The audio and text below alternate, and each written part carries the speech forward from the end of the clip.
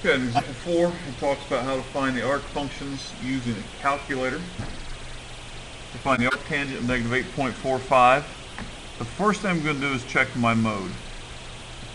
My mode is in radians, so when it gives me an answer, it's going to be in radians. Second clip.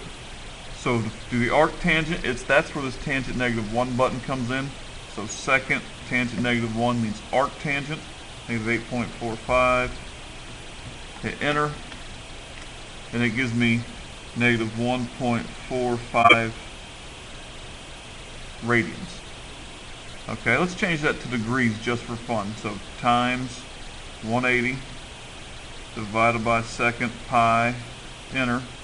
So that's equal to negative 0.8325 degrees. Now let's do the same thing, mode. Change this arc tangent to degrees. And if I go second arc tangent negative, negative 8.45, hit enter.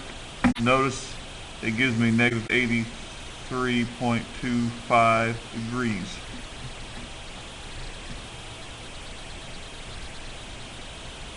So the lesson here to be learned is you have to know what your setting is.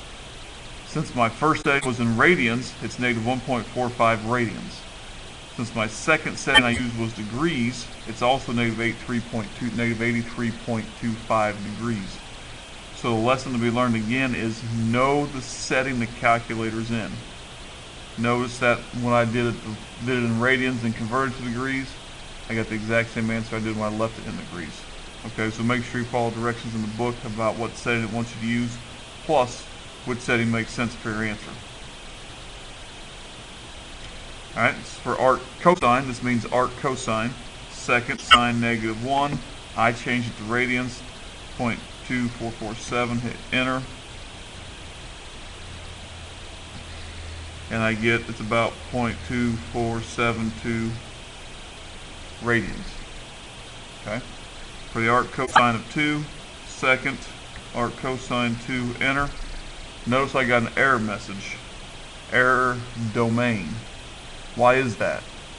Well, we talked about earlier that the x's for the arc cosine have to be between negative 1 less than or equal to x less than or equal to 1. So x's have to be between negative 1 and 1.